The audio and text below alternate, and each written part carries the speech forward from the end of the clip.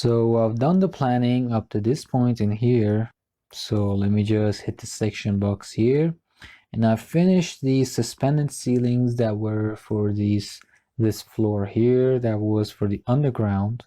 And as you can see, this is what turns out. And it wasn't really difficult, but we do have a comment here or an issue that I need to discuss later on. So let's continue with the explanation because I've done it for the other parts as well. Here in the CAD file, I go to the plan for the ground floor. So here we have the heights 240, 200, 255, and then 270. So this 271 does cause us an issue. Let's pull up the plan for the ground floor so you can see. And the 270 that I mentioned earlier was about this part in the lobby that's in the ground floor. So our floor to floor distance is 3.1 here. Let me just open up the CAD file again and go to the cut to check this once again. So here I'll measure from floor to floor using this distance, and it says 3.1. And it's the same as the one that we got earlier. So let's see what we have from the floor to the ceiling. So it's exactly 2.7. But here's where the issue comes in, because in the CAD file itself, in the planning, let me pull it up. So here for the suspended ceiling that we have, it does say 2.7 here. But if we take a look at the plan itself, we'll see that this is counting the ceiling itself. And this is where the collision comes in. And so let me go back to the Revit file and let's show you where the collision exactly happens. Here in the 3D view, you can see it better. And this is exactly where that happens and our issue begins. So let me just select this and go to the comment section and see what the problem is. So here I'm going to put the comment and we'll know when we can use it later on. It will be beneficial to us. So let me just type it in. I'm just going to write the height of the false ceiling is ambiguous and problematic according to the information included in the 07 sheet or in sheet 07. This height of the false ceiling of this space should be checked and the result informed. And there we go. So this will come in handy later on. You may not realize it now, but it will help us. Let me just type it out here. And all right. So be careful to do this every time an issue arises, especially when you're working with your contractor. And this is a small tip that can help you later on, although the case is different when you're working a solo project. But here we can work this out and try to come up with a solution as an example for you when you're trying to deal with this later on yourselves. So here it is. And let's see. All right. Now that we're done with that, we'll go to the next part. But after this, we'll be having a thorough review of this and see what the issue exactly is and how to get rid of it. So the rest of the plan was fine. And as you can see, all of the joinery was well done and we didn't have any issues coming up. So here it is. Let me just rotate this. And the only part remaining is the dimensions and the height that we have for the joinery in here. So this needs to come right below the roof that we have, the ceiling, because it was set in the plan. And in the joinery chart as well, it says it comes right under the ceiling. So I go here and I'll right click on this, open up the orient to view and then floor panels, and then open up the ground floor. So let's just quickly adjust this. This one goes here. And then this one goes here. Then I go to the side view that we have here. Then I'll drag this down. This one goes up there. There we go. And then I'll pull this here, and then I'll hide the ceiling temporarily. So I go here and then I'll hit tab to see if we can highlight the outside area around this. Or I could go here instead and then right click on this to select all instances and then click on visible in view. Then I'll select the ceiling here once and then I'll isolate them. And this is how it looks like. Let's go to this view here. All right. So then I select the attach and then use it here so that we can connect this to the suspended ceiling that we have here. Let's just see if it does it, if it loads up. So attach may not be the best option that we have here. Let me just cancel it real quick because using attach takes a much longer installment. Therefore, I go here and then I'll hit cancel here. So the height that we have for the suspended ceiling here is 2.4. So the walls that we have surrounding this area here, I'll go here and then I'll select this. Then I'll put in minus 0.5 for the top offset. Let's see what happens. All right, let's just edit it to minus 0.6 this time. And let's see what it looks like now. All right, let me just zoom out of this and pull up this view here. So the processing for this method takes a much fewer amount of time because it doesn't have any calculations to do like when we use attach. So here, this one's been fixed. And then I'll go here and then I'll hide the floor that we have here.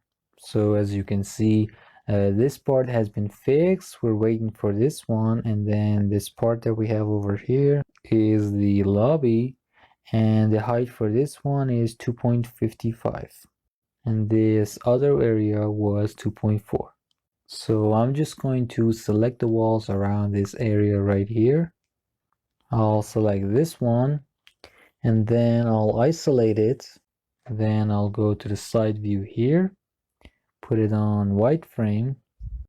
So we go to the top offset again and type in minus 0.55.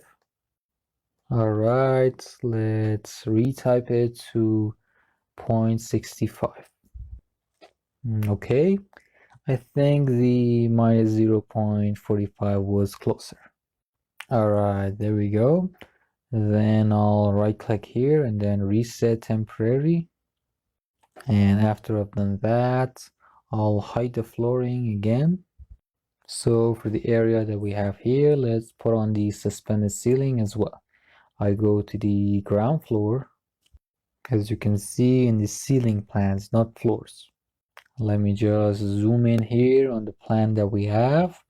So let me just take a look at the CAD file quickly.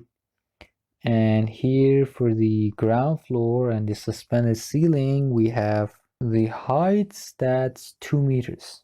This area here is 2 meters. So I'll select this, put the height at 2 meters, and then I'll go to the sketch setting, then click on auto. So cancel on the error here.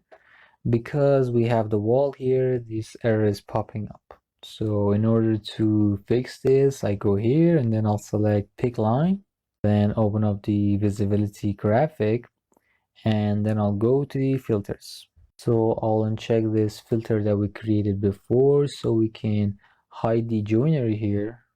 And so we can look at the plan easier and have an easier job working it.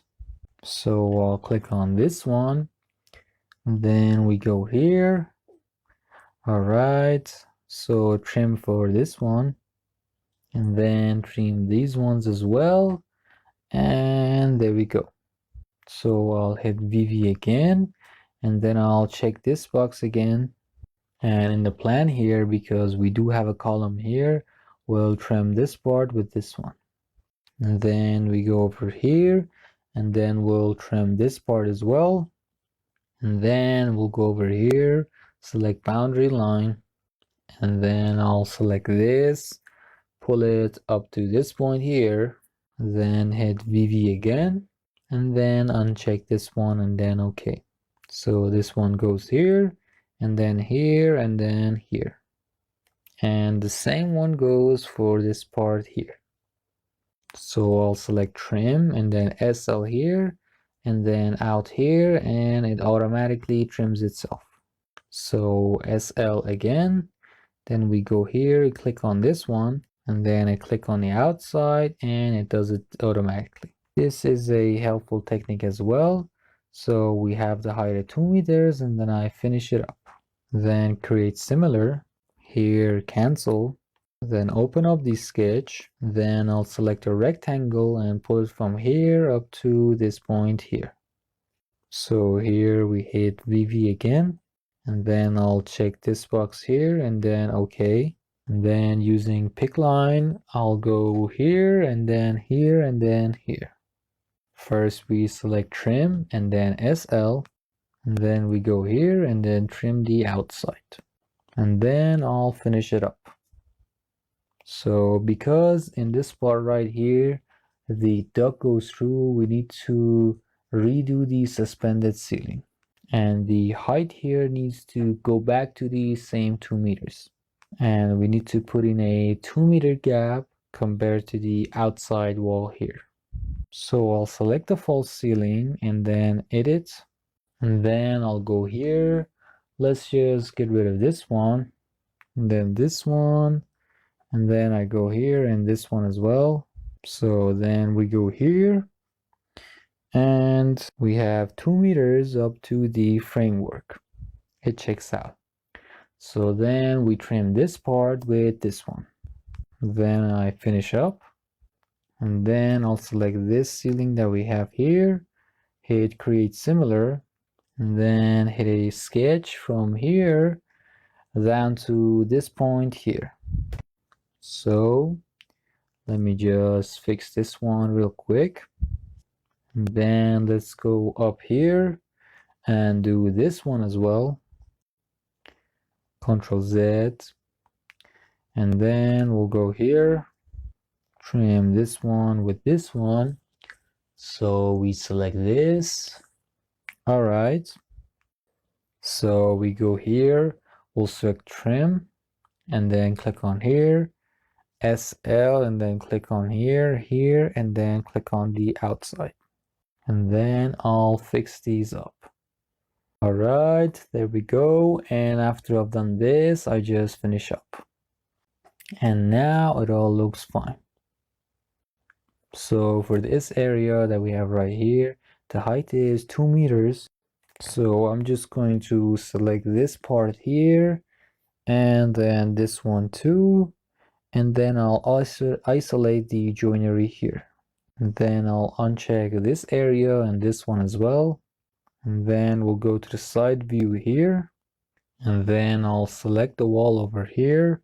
And for the top offset, I'll put in minus 1.7. Change it to minus 0.7 because I'm not sure what the height is here. Just put in minus 0.8, then 0.9, and then let's go with 1. Now it's all right. And then we go here and then hit reset again. And then I'll click on this one as well and hide the floor again. And now here is an issue that we have here.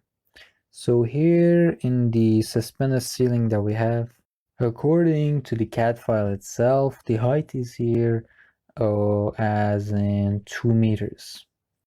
And so I may have made a mistake and the one that I put in may have not been 2 meters. So let's go here to the annotate tab